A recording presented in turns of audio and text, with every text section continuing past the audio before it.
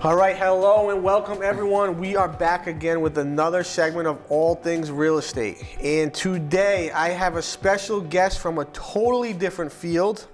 This gentleman I have here with me today has a fantastic backstory. I can't wait for him to tell everyone about his story and can't wait to hear what he does and how he helps the general public. So with me today, I have Semi. Say your last name. I'm going to butcher it. It's okay. It's Spahillari. There we go. Whatever that was. Fantastic. So Semi is down. Semi's a financial advisor. Currently resides in Sharon. Yep. Has an office in Waltham. And I'm going to let you kind of get into what do you do and what was your background, and then I'll ask questions along the way, and we'll just tie that all back to how you help real estate folks. Yeah, thanks, man. So first of all, Kyle, thanks for having me, man. I appreciate it. So I work as a financial advisor. So in a nutshell, my job is to sit down with people, figure out what their goals are for now, for the future, and figure out the best way to get them there. So I specialize in retirement planning. And as you know, people have different views of retirement. Some people want to travel the world. Some people want to buy a house next to the water and live there forever. Some people want to give their money to charity. So whatever their goals are, my job is to sit down with them and figure out through different avenues what's the best way to get them there. Right. So correlated to what I do, right? The beauty of you're in the service business, right? So you're serving the general public. You said something that really resonated with me. You talked about having clients with different goals. I have clients that have many different goals. They want to invest in property. They want a single family home. They want a mobile home. They want to buy land and build. So we have to, in our fields, right? We have to cater what we do towards the client. Absolutely. There is not there's basically not a boilerplate, hey, every client gets this strategy or every client gets put in this retirement plan, right? I mean, on your space, it just doesn't work like that. And in my space, same thing. So I've kind of prided myself in being able to give that a la carte service to the client base. So getting deeper into what's your background? So it's a fantastic background. Kind of explain to everyone where you came from, what you've done. Yeah, so I'll tell you a little bit about my background. Everybody tells me it's one of the most interesting things about me. So I was born in Albania. And for the people that don't know, because I have no idea where that is. Absolutely. Where is that? It's to the top left of Greece. So most people know Greece. Okay, so I know to the top left of Greece. So I was born in Albania. The year that I was born, actually the week that I was born, was the week that the old government was being overthrown in my town. So my family actually left Albania and we moved to Greece. So we lived for about 1 year in Athens and then we moved to an island in Greece. So I've actually lived 11 years on an island in Greece. All we did there was play soccer and go fishing like every day. So 11 years on an island. 11 years you lived on an island with no school. Nope. I mean, there was like a preschool, but no college. So you graduate, you got out of preschool, and that was it. It was play soccer and and have a good time. Yeah, and at the time, exactly at that time, my parents said, Semi's really good at school. We can't just spend time here. We got to find a way to the United States. Wow. So Dad left Greece, came here, and as a political refugee. My dad was a writer. So it was easy for him to come here and kind of say, you know, I wrote a lot of things for the paper, and so I need refugee status. So we came here as refugees. Wow. And tell you a little bit more. So I came here, and when I first came, I was about 12 years old. I was really good at soccer. So everybody was telling my dad he should sign me up for the Revs Academy. So I actually jumped on the Revs Academy when I was about 14. And then I got put on the team when I was 15. So between the ages of 15 to 18, I actually was on the Revs team, the New England Revolution. The real, the team that plays at Foxborough. Back when Twoman, back when Dempsey, those guys. So you're a 15-year-old kid, and you're playing with grown men, right? So those are like grown men.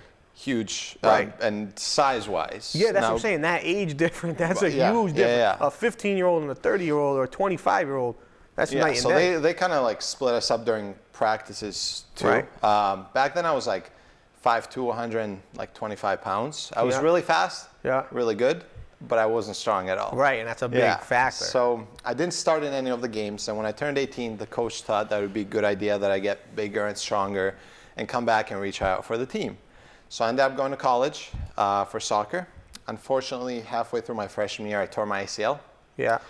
Kept the scholarship, came back sophomore year, same knee, retore ACL and meniscus. Dude, where'd you go? So I went to Holy Cross. Oh, D1. Yeah, Worcester School. I liked the area. I lived off campus, actually. So I kind of fell back on my studies. Like I got super sad about losing soccer, and being from super strict Albanian parents and being an only child, they're like, we came all the way to the United States for a better life for you. So you got to try hard and you got to go to Harvard. There's no like second. So either you go to Harvard, no pressure, or that's it. So I applied at grad school at Harvard and ended up getting waitlisted. So I said, well, I'm here. Why don't I do like a summer business program?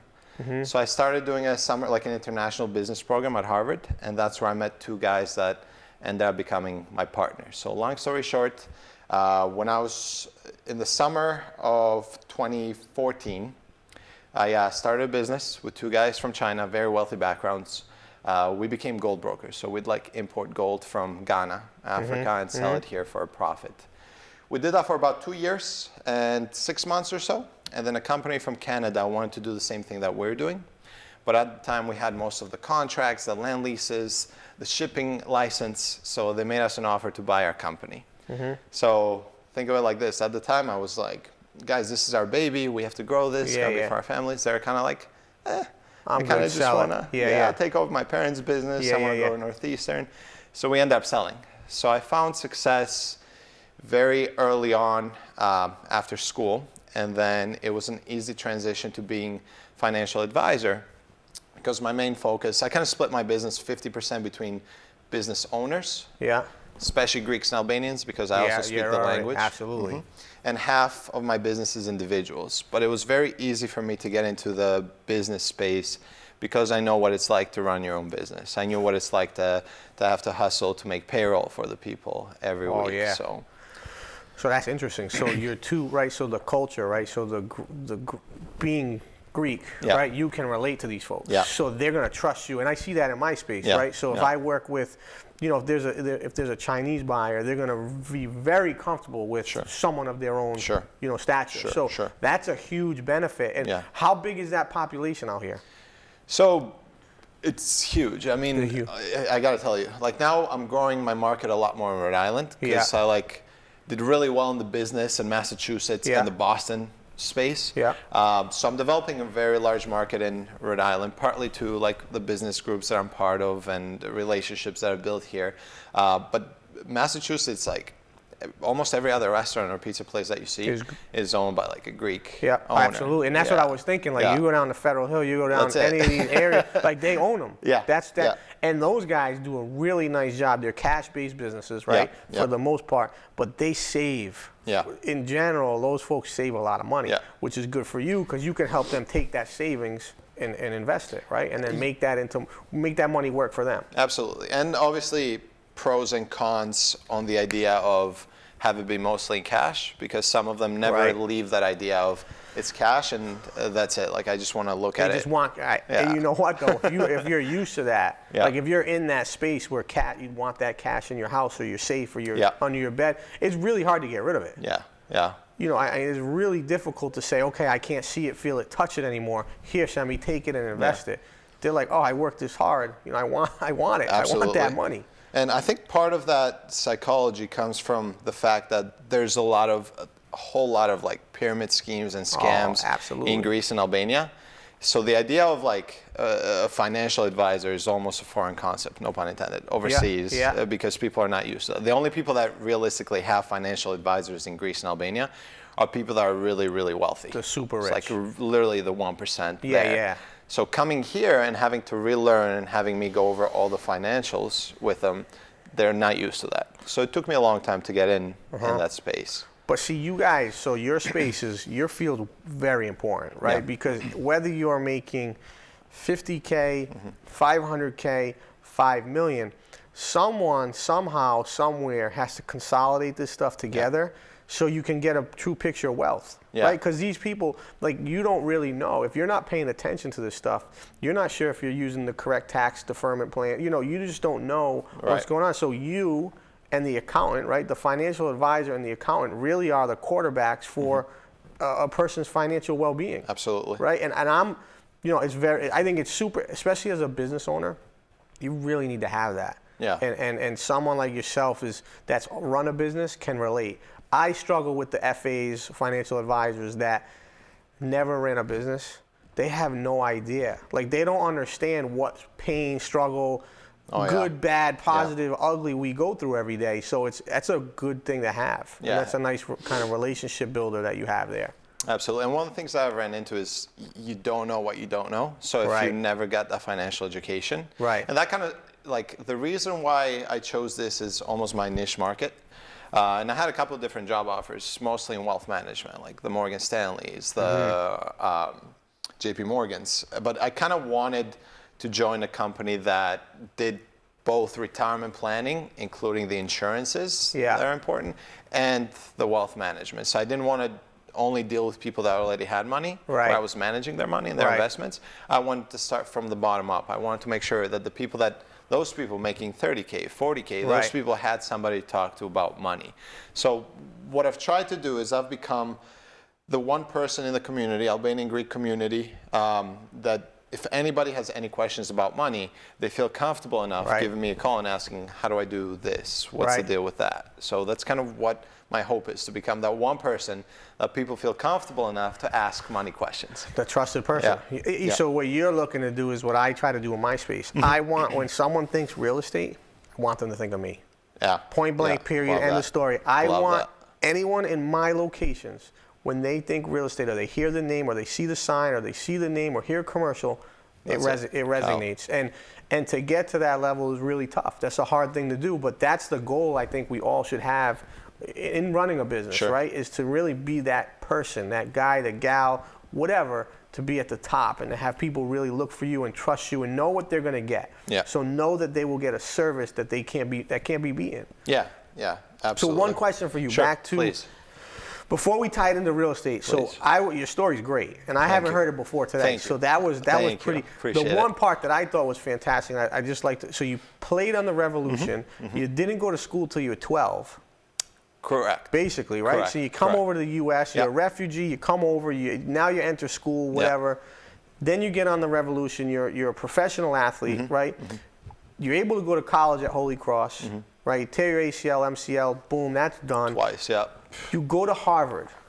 Do you actually go and finish at Harvard or get in? So no. So it was like, it's the official story that I tell people that I actually almost enjoy saying it in a way because of all the wealthy people and all the successful people that you hear that dropped out of Harvard. That's why I love it. So that's I just tell people I'm like a Harvard dropout. Like I never went back. After I sold the business, kind of a progression was I paid off my parents' house, which was like my dream always. They had a place in Watertown, Mass. Yeah. And so after I sold my business, paid off my parents' house, and then I did a lot of traveling. I almost had to refine myself and figure out what I wanted to do. I've had success in sports, I've had success in school, I've had success in business. So I was like, what is the next step? Yeah. What am I passionate about? And I almost discovered myself. I did about 6 months of traveling all over Europe. Did like a big Europe trip, visited all these different countries, saw a lot of different cultures. 6 months gone from here. So I did almost everything that I had planned to do. Yeah. Where like my dream is, like I had a Mustang before. Like that was always my dream from a young kid. Even when I was in Greece and Albania and I'd watch movies, I was like, I want to get a red Mustang. So I got a red Mustang. Sold it since. So it just didn't make any sense keeping it, especially in the snow. Yeah. Or in your space too. You can't really ride up in a red Mustang. It was a little much. Yeah. So I did almost everything that I needed to do. So now I had to refine myself and put new goals on myself. And the new goals were, the success in business, the success in helping people, the success in being that one person that people go to with money questions. And that's kind of what motivates me every day, right? Yeah. No. So when you sold your business, right? Yeah.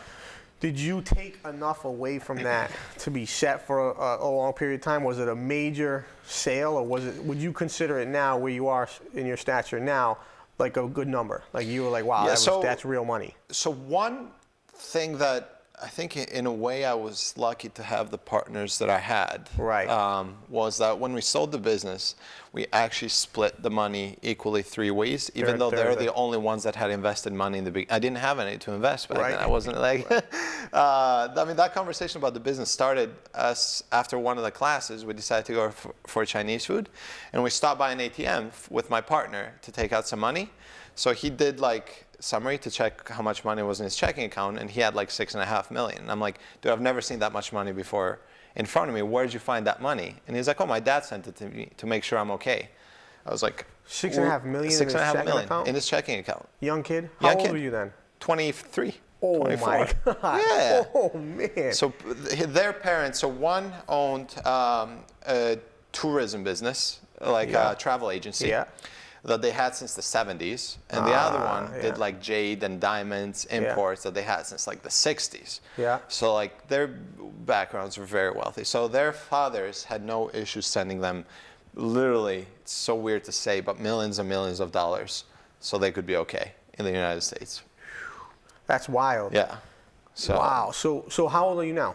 Now I'm 28 now. Oh, still young. Yeah, I'm gonna. So be that wasn't that long ago. It was not that long ago. That was under 5 years ago. Correct.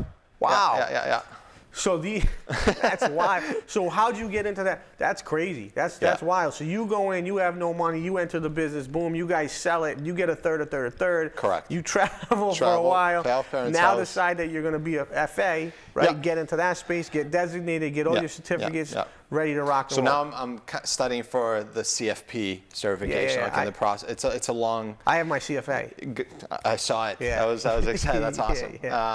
So I'm going through the process to get my CFP. Good. Long process. But it's worth it. How many sections is it now? 6. 6? It was 5 or 6. Yeah. And what company are you with? So I'm with New York Life, and New York Life has Eagle Strategies. That's kind of their wealth management side. So I kind of do both. I mean, I saw the importance of the insurance piece of it, and of course the importance of the investment. Yeah. So they allow you. So why? So is that the first firm you've been with since? That's it. So you've been with New York Life all the way through. Super loyal since I started. Yeah. That's good. Yeah. And you're in Waltham. I'm in Waltham. So that's considered the Boston general office. Yeah, it's a nice biggest space. New York Life office. I know which one it is. It's a nice spot. Yeah. So let's tie this back. Let's kind of circle this back to real estate. Sure. So do you own a house? Do you rent a house? Do you own multifamilies? What's your situation look like? So I own a house. I bought a actual pretty nice condo in Sharon. Nice. Reason for the condo, I'm so busy with work. You can't be bothered. That I don't want to be bothered with like snow removal. And condo fee's fairly high for Sharon. Yeah. It's about almost $500, but it includes electricity and heat and. Oh, that's why. So it's kind of it's kind of worth it. Perfect. So not too bad. Yeah. So it has a pool, gym, like it has everything that I would look for where I am in my business right now, which is like I leave home early in the morning and I come home late night and that's it. Like I'm not home. Is it in a is it a complex? Is it a townhouse? Like what kind of? It's actually a condo, like association complex. So which since then I actually I'm on the condo board. Yeah. So that's good. So you're in a complex, which is nice. Yeah. Commute to where at Waltham? You drive? Or you take the train? I drive. I drive because I'm in my car a lot. A lot of people come and meet me at my office in Waltham. The way that New York Life does it, we get to like rent a space in the building, or you can go outside of the building. But I like people. I got to tell you, because people have asked me why just specifically New York Life, like big company, strong company, and especially Greeks and Albanians that don't know about the financial world. They want to go online and research what company you're working for to make sure that their money is going to be secure. Absolutely. So I actually enjoy being in that big building that says New York Life and it's huge and it's secure. So people are like, okay, well, less risk that my money is going to disappear. It's credibility. That's it. Right. I drive up, I see this monster sign, I'm like, okay. They're probably going to be here for a long time. They're not going anywhere. Versus I drive up and you're at ABC Wealth Management, and I'm like, whoa, this is in a one level of a 5-unit building. Like, what's going on here? These fly-by-night guys could be out of here tomorrow. Exactly. So I think that's smart. Yeah. So 28, what's your goals? Yeah. So I've had, and thankfully, I don't believe in luck as much as I believe in creating the right relationships that will bring you luck in a way. I've had a lot of success at New York Life very early on. Second year I was $1 Million Roundtable, and I was also President's Counsel, which generally takes New York Life agents or financial advisors like 8 to 9 years to make. So I made it year 2. So I've had a lot of success really early on, which I'm happy about. So now it's only going up. I wanna in the future I wanna build a team, and like you said, ABC Wealth Management. I wanna have something with my name on it, where I'm tying myself back into, like, I know what you went through, I know what your struggles are. Right. Especially if you're a business owner, I know what you went through. I can help you. Right.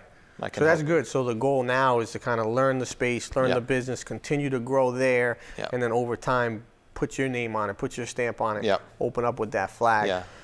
So do you, obviously in your space, right, interest rates are important, stock market's important, all that sort of stuff. So how frequent or infrequent do you come across investors in the real estate space, and do you help them, and what's your biggest advice to any real estate investor or buyer or seller that you would give? So you'll talk to different advisors, and everybody has their different views about real estate. I'm luckily one of the financial advisors that I love real estate, and I love having real estate assets and being able to invest real estate. There's certain products that New York Life has that I use to kind of help, almost use them as buffer assets for real estate. So whenever I come across real estate investors, as long as they like what they're doing and they're successful at it, I love what you do. I would never want to take any of that money and try to invest it and do better myself. I love what you're doing. Keep doing what you're doing. Let me just create another bucket of money for you. So in case the market ever goes down or you need some extra money to pay off those assets, now you have this bucket here that you can use for that. So basically what you're saying in a nutshell is diversification. Absolutely. You are going to take that real estate investor and diversify them, because I'm an investor myself, right? Yeah. So what happens is, A, we get a lot of cash that goes out. Yeah. It can take a while for it to come back. Things can happen, markets can change, rentals, tenants cannot pay. So there's a million different things that can happen, right? That can actually, impact the financial status of any investor. Yeah. So by diversifying, I would assume that you do this, and I know this is probably, elementary, but you're going to take someone who has high risk in that space and offset them with some lower risk, more stable assets, in addition to some stocks and some other stuff. Correct. But really give them stability and a regular cash flow to help kind of offset that. So one of the strategies that some of my, wealthiest clients use is they have a lot of money in the market. They do a lot of real estate investments. They do investments in businesses. But one of the most important things that they have is a buffer asset. So you don't know what's going to happen in the future. There's certain areas where the real estate market will ultimately be affected by the stock market. But there's certain areas like Boston where if you're thinking, should I buy a house now or not? Or maybe I should wait till house prices go down. Realistically, in some of those areas, they really won't that much. It's not going to affect it. So if you're thinking of buying a house, there's no time like now. I mean, you buy and what I say to people is, like, you buy the house that works for you. That's it. You don't wait on this house because you feel, you think, you have an idea that the market's going to go down in 6 months. Yeah. Because that market could essentially go up. Yeah. And now that house is more expensive. Yeah. And or that house isn't even on the market anymore because these things go fast. Yeah, yeah. So yeah, I would agree with basically everything you said there. And I think it's interesting. You obviously haven't been on the show before, but you've been the first person in the financial advisory space to be on the show. Oh, that's cool. So I think it's good to have a different point of view. When I've had a lot of just real estate folks that are involved and engaged in different real estate parts of the transaction, this is good to hear because it's so different. Yeah. And it's someone who has a strong background, a solid, interesting background, who's come into the space and built a reputation amongst peers, amongst business owners. I think that's fantastic. Thank you. I'm glad you could be here. I think it's great you got your story out. I think it's great that you explained what you do. And hopefully anyone from the show that's watching wants to reach out, they can reach out to us and we can just take it from there. But with that, I would say thank you. We are winding down. It is the end of a great show. Thanks for having me, brother. Absolutely, I appreciate it. No problem. Have a wonderful day. Cool. Thank you. You too.